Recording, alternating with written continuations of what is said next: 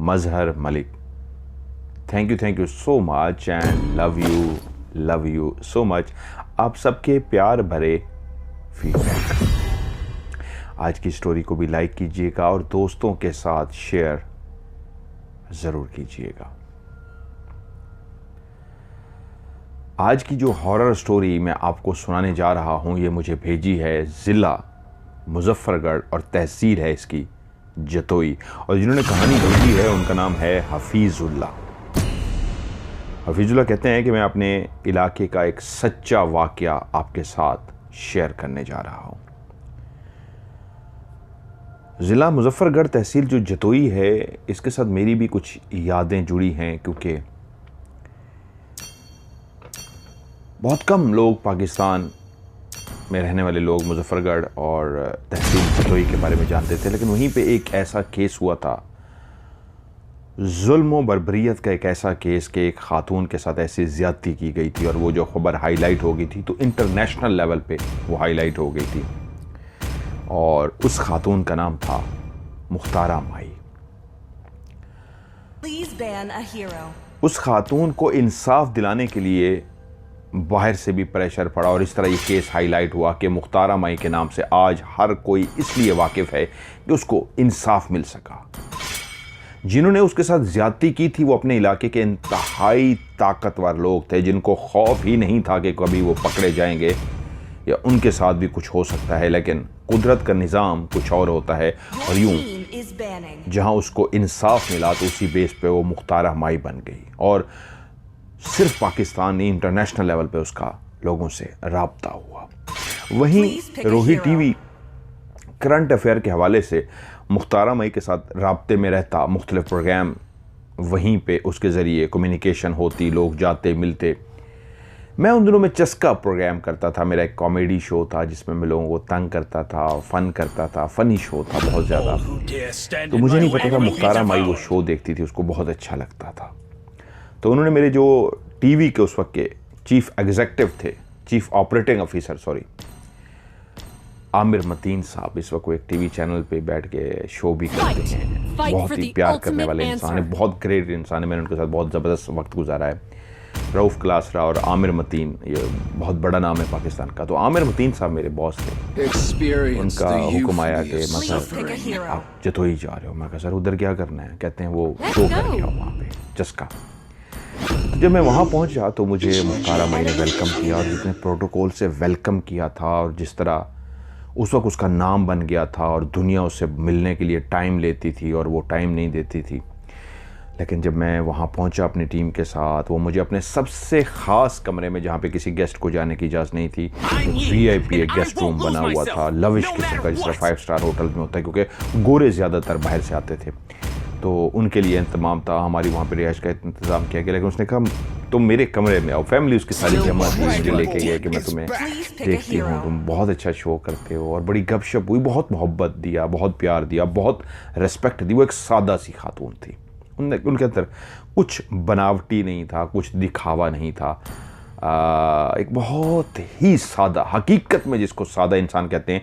एक वक्त आया कि वो अमीर कबीर हो गई, दुनिया ने उस पर पैसों की बारिश कर दी, लेकिन उसकी सादगी में कोई फ़र्क नहीं आया। मेरी आंखों ने देखा कि वो बच्चियों को मुफ्त तालीम देना, बच्चियों के हक़ में बोलना, गरीबों की मदद करना, और कभी उसके चेहरे पे मैंने गरूर नहीं देखा। मैं उसका फ़ैन हो गया। वो मुझे कह रही थी कि मैं तुम्हारी फ़ैन हूँ, मुझसे शरारतें भी कर रही थी कि तुम बड़ा लोगों को तंग करते हो। मैंने उसको उनके साथ भी शो किया वहाँ पे, लेकिन मैं उनका फ़ैन हो गया उनकी ग्रेटनेस की वजह से। वो एक बहुत ही अजीम औरत है। बहुत अरसा हो गया मुख्तारा माई के साथ मेरा राब्ता नहीं है, लेकिन मैं आज भी दिल से उनकी बहुत इज़्ज़त करता हूँ, ख्वाहिश करता हूँ उनसे मेरी बात हो सके और मेरी उनसे गपशप हो सके। वो कमाल औरत है। अच्छा, ये सारा मैंने क्यों सुनाया? क्योंकि जो कहानी आज सुनाने जा रहा हूँ उसी ही इलाके की एक ऐसी कहानी जैसे मुख्तारा माई की ही कहानी है, इससे मिलती जुलती कहानी है। तो जो ये कहानी सुनाने जा रहा हूँ, खुदा बेहतर जाना है मुख्तारा माई के केस से पहले की कहानी है या बाद की है, ये तो मुझे नहीं पता, हफीज़ुल्लाह ने नहीं बताया, लेकिन एक सच्ची कहानी जो आपके साथ शेयर करने जा रहा हूँ। फ़र्ज़ी नाम उन्होंने लिख के भेजे हैं, वही रखने जा रहा हूँ। इसका मुख्तारा माई से क्या ताल्लुक़ है ये एंड में बताऊँगा। उसी इलाके में एक लड़की जिसका नाम था गुलनाज, और उसको प्यार से सब नाज नाज बुलाते थे। गुलनाज एक जमींदार की बेटी थी जिनका नाम था चौधरी। जमींदार का नाम था फारूक खां। फारूक खां उनको कहते थे। कास्ट उनकी क्या थी? एक मिलते जुलते फर्जी नाम। फारूक खां जिम्मेदार एक बहुत बड़ा जमींदार था, लेकिन वहीं पे एक चौधरी भी था जिसका नाम चौधरी लियाकत अली था। वो उस इलाके का चौधरी इसलिए था, सबसे ज्यादा जमीनें जो थी वो चौधरी लियाकत अली थी। जिम्मेदार फारूक खां जो था वो भी एक बड़ा नाम था, उसकी भी बहुत ज़्यादा ज़मीनें थीं, और उसकी एक बेटी जिसका नाम गुलनाज था, बहुत ही हसीन और जमील। घर के अंदर जब दौलत की रेल पेल होती है, खाना पीना हर चीज़ एहतमाम ज़बरदस्त तरीके से होता है, तो खुदा हुस्न तो देता है, नज़ाकत आ ही जाती है। तो वो तो पैदा ही हसीन और जमील हुई थी। उसमें तो हर वो अदा, हर वो नज़ाकत, हर वो खूबसूरती, हर वो अट्रैक्शन मौजूद थी जो किसी भी खूबसूरत लड़की के अंदर होती थी। लाडली थी माँ बाप की, क्यों? उसकी ख्वाहिश थी उसको स्कूल में दाखिल करा दिया। ये वो दौर था जब बहुत ज़्यादा स्कूल नहीं होते थे, बहुत ही कम स्कूल होते थे। लिमिटेड बच्चियां ही होती थीं जो बड़े बड़े घरानों की थी जो सिर्फ स्कूल जाती थी, वरना हर बच्ची स्कूल नहीं जाती थी, क्योंकि वो लोग तालीम और स्पेशली बच्चियों की तालीम के बहुत खिलाफ थे। नाज इसलिए उसको कहा जाता क्योंकि उसके सब घर वाले नाज नखरे करते थे। अब जो जिम्मेदार का घर था फारूक खां का, बहुत बड़ा घर था, नौकर चाकर उसने रखे हुए थे, बहुत बड़ी एक हवेली तो नहीं लेकिन हवेली से मिलता जुलता एक बड़ा घर। और जमींदार जब भी अपना घर बनाता है तो उसमें एक अलग साइड पे डेरा बनाया जाता है मेहमानों के लिए, कि जो भी मेहमान हैं तो उनको डेरे पे आओ भगत की जा सके, उनको ठहराया जा सके। और उस डेरे के साथ ही मुल्हिक का उनका मकान होता है। गाय भैंसें उन्होंने अपनी रखी होती हैं ताकि दूध की ज़रूरत बाहर से ना पड़े। खालिस दूध जो ज़मींदार की या चौधरी के घर में गाय भैंस होती है, वो इंतहाई खालिस खुराक उनको दी जाती है ताकि उनका दूध सबसे बेस्ट हो। गुलनाज स्कूल पढ़ना शुरू हुई, जूं-जूं बड़ी होती गई उसका हुस्न निखरता गया। जो भी देखता ही रह जाता। वहीं एक दफा स्कूल जाते हैं, अब वो काफी बड़ी हो चुकी थी, 9वीं 10वीं क्लास में थी। वो स्कूल पढ़ने के लिए जा रही थी। करीब ही हमेशा जो ये स्कूल होते हैं घरों के करीब ही होते हैं, तो पैदल चल के बच्चे जाते हैं, गाड़ी या बाइक पे नहीं जाते। तो वो चलती हुई जब एक जगह पे पहुंची तो एक लड़का सामने से निकलकर आकर खड़ा हो गया। वो रुक की गई और जो सामने खड़ा था वो टिकटिकी बांधे गुलनाज को देखे जा रहा था। गुलनाज एकदम से घबरा सी गई कि ये क्या माजरा है, किसकी इतनी जुर्रत हुई कि मेरे रास्ते में खड़ा हो सके और मुझे इस तरह टिकटिकी बांध कर देख सके। एकदम उसका गुस्सा ठंडा इसलिए पड़ गया। उस नौजवान को भी जब उसने पैरों से लेके यूं सर तक देखा तो उसको वो नौजवान भी हैंडसम खूबसूरत। वो नौजवान गुलनाज से पूछा, मैं गुस्ताखी की माफ़ी चाहता हूं कि आपके रास्ते को मैंने रोका, इसलिए कि दिल के हाथों मजबूर हो गया हूं। कितने दिनों से इसी जगह पे मौजूद होता हूं, रोज़ हिम्मत करता हूं आपको रोक के आपका नाम पूछ सकूं, लेकिन हिम्मत नहीं होती। आज ये गुस्ताखी मुझसे हो गई है, तो सबसे पहले हाथ जोड़ के इस गुस्ताखी की आपसे माफ़ी चाहता हूँ और एक और गुस्ताखी भी करता हूँ। आपका नाम इतना कहना था कि वो एकदम से जैसे होश में आ गई। कुछ लम्हों के लिए उसकी खूबसूरती में वो भी खो गई थी। वो भी एक वजीह खूबसूरत हैंडसम नौजवान था, लेकिन एकदम उसको याद आया वो एक गाँव की लड़की है और इस तरह रास्तों में खड़े होकर बात करना रेब नहीं देता। वो एकदम से चल पड़ी और जब आगे की तरफ बढ़ गई तो उसका दिल किया वो पीछे मुड़ के देखे, लेकिन उसकी हिम्मत नहीं हो सकी और वो चलती हुई स्कूल पहुंच गई। जब वो स्कूल से वापस आई तो उसके दिल की धड़कन तेज थी। वो सोच रही थी क्या वो वहीं पे मौजूद होगा, वो इसका इंतजार करने के लिए क्या वहां पे रुका होगा। लेकिन चलती चलती जब उस जगह पे पहुंची तो वहां पे कोई भी नहीं था। वो अपने घर पहुंच गई और जब रात हुई तो वो अपने बिस्तर पर लेटी सबके साथ, जितने भी लोग हैं सबके साथ पहला इश्क ऐसा ही होता है कि जब पहली दफ़ा कोई पसंद आता है तो वो जो रात होती है उस रात नींद नहीं आती। कई लोगों के साथ ज़िंदगी में ऐसा हो चुका होगा और उनको वो रातें याद होगी कि हाँ हम भी रात को सो नहीं सकते, नींद ही उड़ जाती। वो महजबीन या वो हीरो ऐसा नज़रों में बस जाता है कि बस करवटें लेटते लेटते कब जाके आंख लगती है पता ही नहीं लगता। वो भी ऐसे ही करवटें बदलती रही लेकिन उसको नींद नहीं आ रही थी। वो लड़का बार बार उसके चेहरे के सामने आ रहा था। सुबह हुई, वो तैयार हुई इस नीयत से कि आज शायद फिर उससे आमना सामना होगा, क्योंकि वो खुद सोच रही थी कि मैंने उसको जवाब क्यों नहीं दिया, नाम ही तो पूछा था, अगर मैं जवाब दे देती तो क्या कयामत आ जाती।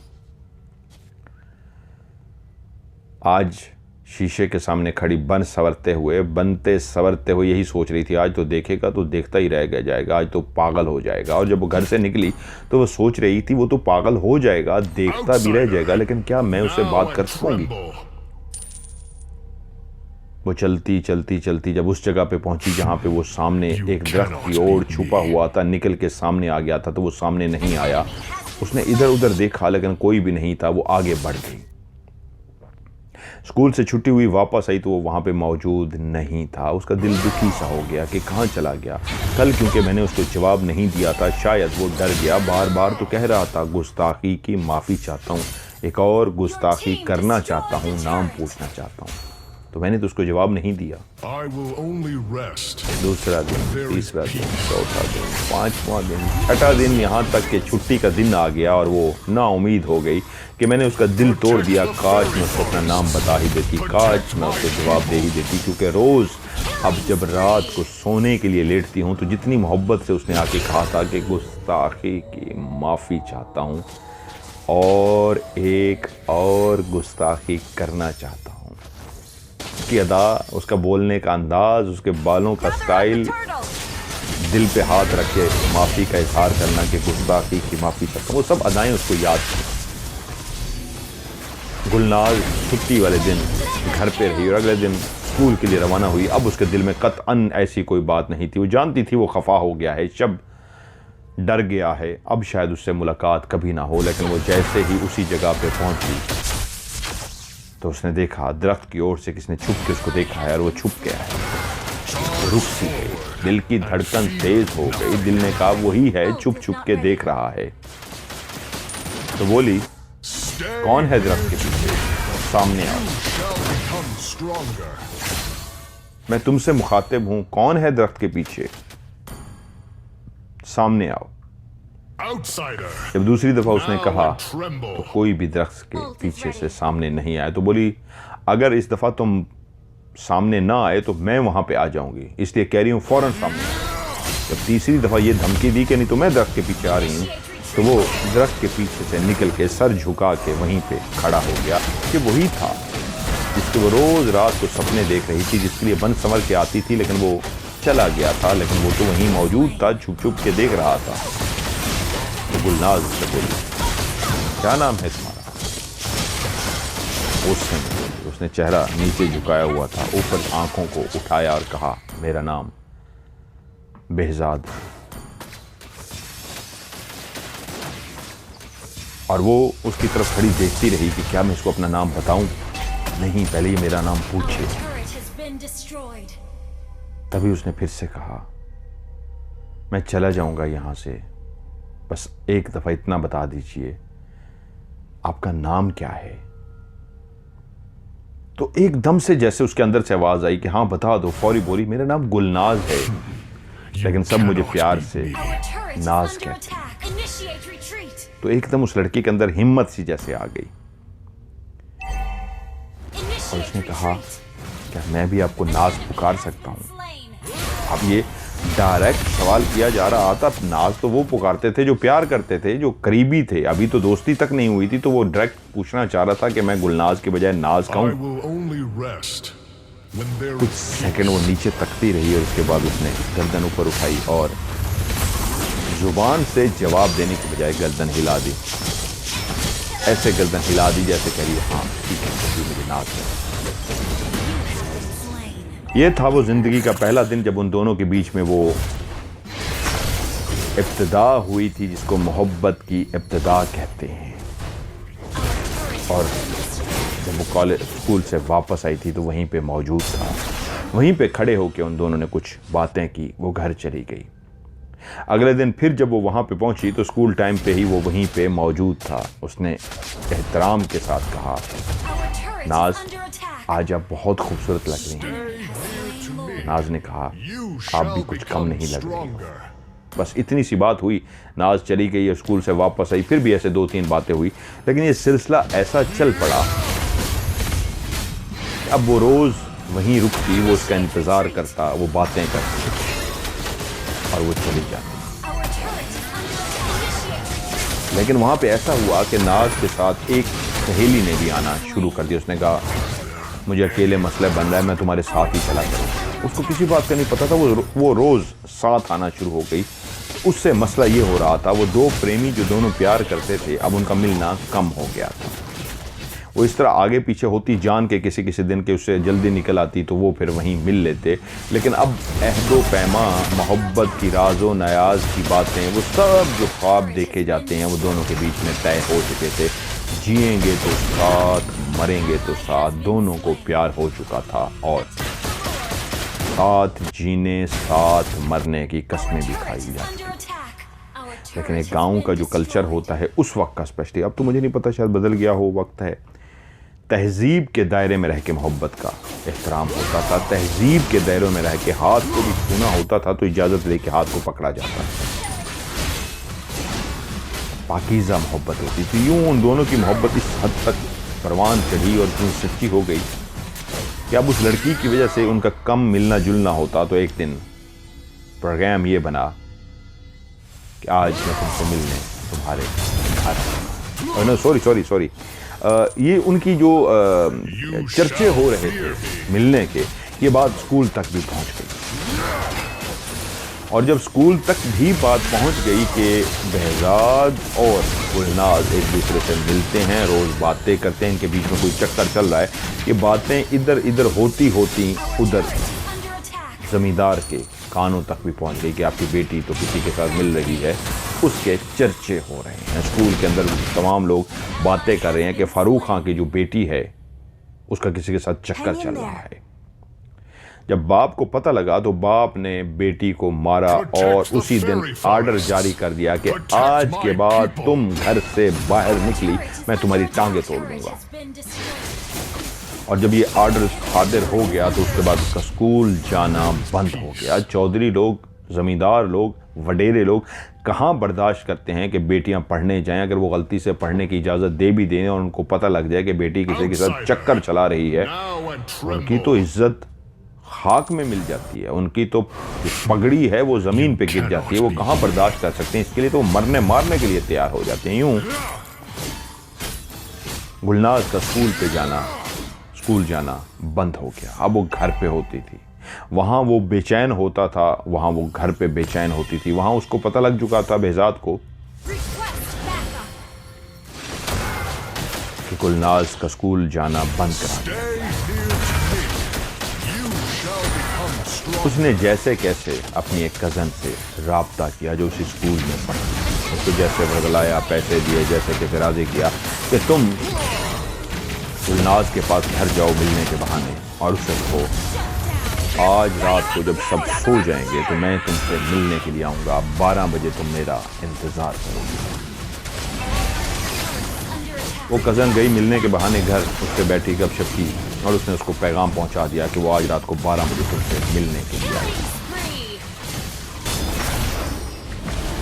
शाम हुई और जैसे ही अंधेरा फैलना शुरू हो गया तो बेहजाद तैयारी कर रहा था कि रात के 12 बजे और मैं उसके घर पहुंचूं।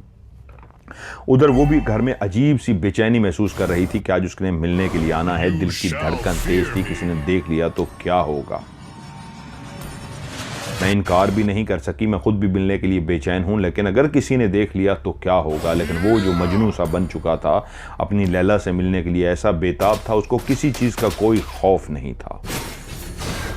10 बज के 11 बज के सारे घर वाले सो गए। वो मुतमईन सी हो गई, गुलनाज कि सब सो गए हैं, डर नहीं है। वो भी अपने बिस्तर पर लेटी हुई थी इस अंदाज में कि मैं सो चुकी हूँ। घर वाले देखें तो उनको लगे गुलनाज सो गई है, लेकिन वो हकीकत में जाग रही थी और घड़ी की तरफ उसकी तवज्जो थी। जैसे ही 11:15 हुए वो अलर्ट हो गई, उसके आने का टाइम था। ये जमींदार का जो घर था काफ़ी बड़ा घर था, उसके काफ़ी कमरे बने हुए थे और उसके आगे सहन था। सहन के साथ जो दीवार थी बहुत ऊंची दीवार थी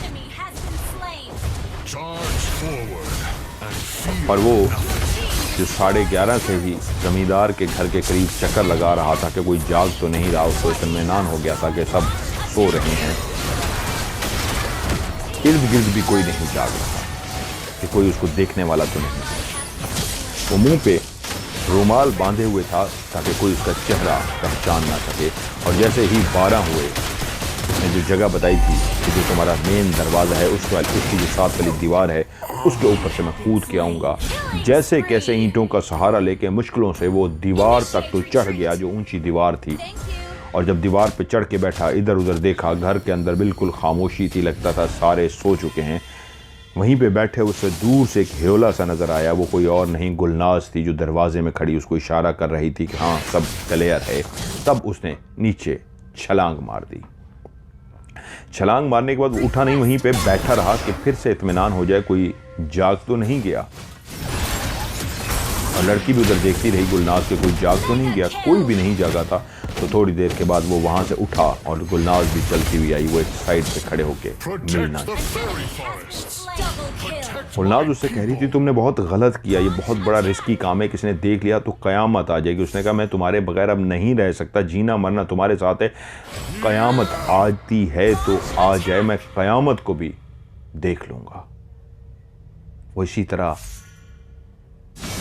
मोहब्बत की बातें कर रहे थे कि उनकी बुरी किस्मत, घर के अंदर कोई जाग गया। और ना सिर्फ जाग गया बल्कि उसने उन दोनों को खड़े हुए देख लिया। और उसके बाद आहिस्ता से इस अंदाज में चलना शुरू किया कि ये दोनों बेखबर बातों में मशगूल थे। उसने जाते ही इसको ना सिर्फ थाम लिया बल्कि शोर मचा दिया। यूं हवेली के उस घर के जितने भी लोग थे, जमींदार फारूक खां के घर के, वो सब जाग गए।